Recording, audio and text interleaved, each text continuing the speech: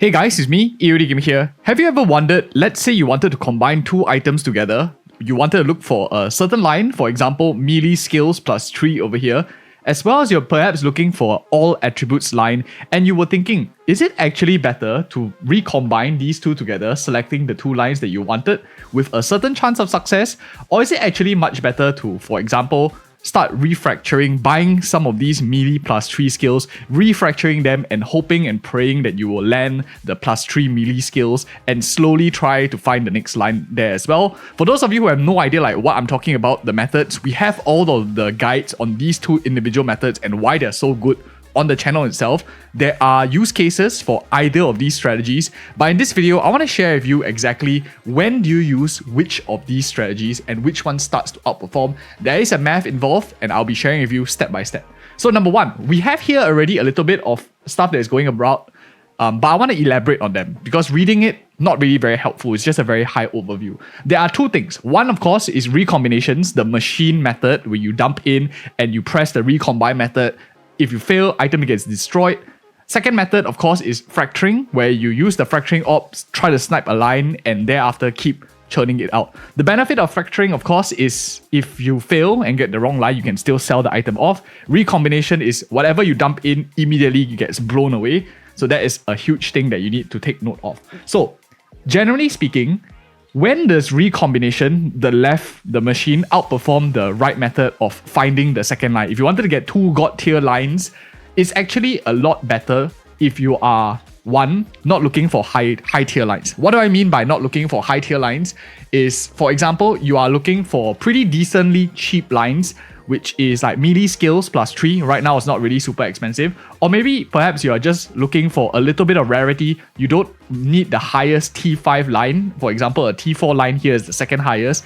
These are better candidates to be able to slam it in and find use recombinations. The reason for that is because the chance of success goes up massively. Whereas if we are selecting a high roll line, a max tier line, the chance of success drops drastically, which means you need a lot more attempts in order to get your perfect two-liner lines. So not max tier is the most important thing. Is if you are not looking for the best gear, generally these tend to outperform. Now, the second thing that is also really important is if there are cheap inputs. What do I mean by that? Because we are taking in stuff and we are slamming it into the machine, for example, these two amulets that you see on screen, if they cost much less because they are not super OP, not super desirable, we keep slamming them in, then of course they are going to be worth a little bit more in terms of this method is worth a little bit more. And the more expensive they are because the inputs are destroyed if it fails, the less profitable this strategy becomes. So that is the second part that I want to talk about. This one over here, cheap inputs, whether it's really strong or not. Generally speaking, recombination is much better in the early league when you don't care about tier 9 mirror tier level gear. You are just looking for decent, good gear. That is when your recombination machine outperforms. That's why we had it out earlier on the channel as well to give you a guide on how to start making your gear. Now, the next thing that is really important is when does it switch over to fracturing. Now, fracturing, as you can kind of tell, is a bit expensive because even if you get the line, to find the next line is super difficult as well. Fracturing is much better in the later part of the league, mid to end game, when you're looking for your end game gear, your really strong lines. So what do I mean by that? You're looking for your max tier lines. For example, let's give you another example over here is if you are looking for those of you who are not really in the crossbow market, this is an example of a max tier line, a physical damage 170 to 179, fractured line, and then I forced the second line in, which is physical damage flat, max roll physical damage flat as well. So this is a double max roll for your physical damage lines as well. So this is much better obtained from the fracturing method because your chances of success is a lot higher. Your input material to find a crossbow with tier 8 line alone and another crossbow with tier 9 and trying to slam them together in the recombination machine is very expensive because the input cost is very high. The chance of success is also abysmally low and it gets destroyed each time. So this is a good example of something that is much better if you were to fracture as well. So max tier lines, highest roll possible, these are usually much better if you use the fracturing method because at least if you fracture the wrong line, you can still sell it off to someone else who might spend a little bit on the fractured wrong item. So you still have some like salvage value. Like your car, after you use it for a while, you can still sell it for scrap or sell it to someone else who doesn't mind a 20-year-old car. So next up, you have meta chasing. If you are looking for meta weapons, like right now in 0.2 is your spears, to some extent crossbows, to some extent wands, chaos wands as well. So these input costs very expensive if you're looking for max tier, because everyone is doing the same thing. So every time that you try to get an item, you want to preserve as much capital as you can. You don't want to destroy it in the recombination machine. In that case, fracturing is the slightly better option. Mid to late game, high-end gear, always better. Now the question is, the market always moves, right? Because in this league, next league, every league is going to be super different. Is there a way to calculate such that we are able to know when exactly is it going to outperform? Some of us will just like finger in the air. It feels better to recombine now. It feels better to fracture. But no, we don't do any of that. So on EODGamer channel, for you guys that are supporting us as well, we have this document here that we have put out. So what this does is it automatically helps me track and helps us track the amount, which I share with you in the communities tab as well. You can check on this YouTube channel. What am I doing here? I have a blue section, which is recombinations, and the red section, which is fracturing. So these are the items, the lines, the yellow part here is what you input the values. So for example, I have screenshots over here. Cost of item 1 in Exalted. Let's say the left item costs 5 Exalted. Let me just change the numbers for fun. 10 Exalted. The right item costs, let's say 200 Exalted. Let's say it's a really, really expensive item. It's a really good line that we're trying to fracture right now. Chance of success, 7%, which is in line to a much more difficult to obtain item. You can see over here. And next up, of course, I slap in artifacts that is needed. Maybe is over here, you can see it's like 23 in this small screenshot, which all of this you can get. So then I will slap in the price of cost of artifacts. So for example, here to get 23 Black Scythe artifacts, it cost me 13 Exalted. I slap in 13 Exalted. That's the first part of the puzzle. Now, the second part of the puzzle, all I'm just doing is inputs.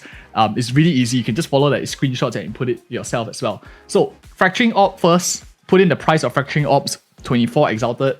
And now, you need to know how much this melee skills cost. So, similar to whatever we found on top here. If it costs 200, I'm just going to put 200 over here. Cost per fracturing piece, which means it's the input material. Basically, your item 2 and your cost of per fracture piece usually is like going to be the same. So that is this one over here. And in order to get the probability of success, you can use Craft on Exile website or any other website that you use for your own crafting news. For me, I just like to see over here the weight, the average weight. Of course, there are better ways to calculate it. This is of course crowdsourced because GGG doesn't disclose the probabilities. So there is a bit of inaccuracy, but from the community's point of view, it has been working for a really long time and it's quite accurate as well, in my opinion, after doing a lot of crafting. So I rely on external probabilities, crowdsourced community contributed probabilities. So I see over here the weight is 0.467. You can use whatever site that you wish to go for. I put in here the percentage chance of getting it and the cost of a chaos orb, because you're going to use chaos to try to get this line, and I slap it in, and all I just need to do is go into my calculations sheet over here, and it tells me exactly everything that I need to know. So all of the data is automatically feed in. You don't even have to use any brains at all. The conclusion is over here as well. So you can see in these two scenarios, it tells me that the cost, if I were to try to get this very, very desirable line, because the input cost is very expensive, it cost me on average 3,000 Exalted to get 2 lines, the 2 lines that I'm looking for. Whereas if I were to go for fracturing method, I'm actually going for 2.4k Exalted, which is a lot lesser. Now the best part about this is this assumes that your fractured items are worthless at the end, the ones that you fail your fractured craft. So on average, 6 lines, you take 6 attempts. It assumes all 5 other ones are just junk and have to be discarded. But very often you still can get some cash back from there. So that is something that is important to note too. So over here, it says very clearly, right now, fracturing is clearly outperforming. So you want to use fracturing as well. And of course, one huge disclaimer from this calculation sheet is, as we keep buying, if let's say you are using this calculation sheet to craft like 200 of these combined things, because you're a bulk crafter, you're a mega whale, of course, your cost of items might go up. If you're buying 200, this at cost might be, in fact, like maybe it will go up to 500, maybe go up to 600, depending on how many there are in the market. But generally, for us small time crafters, if you're just crafting 6, just looking for one item, more often than not, you can find the pieces over here at quite attractive prices. So that's the resource as well. You can find this in the community tab as well, especially if you're a member supporting the channel. I hope that you found this video insightful, useful as well. You can do it easily yourself, but I have all of this in this spreadsheet here that I even have for Catalyst reforging, Soul-Core reforging, Delirium reforging, for all of us that are interested in any of these. But anyways, guys, thank you so much for your attention. Thank you so much for watching this video. I hope you found it helpful. And check out these 2 other videos right here if you want more of such market information, market news, and trading too. See you guys in the next one.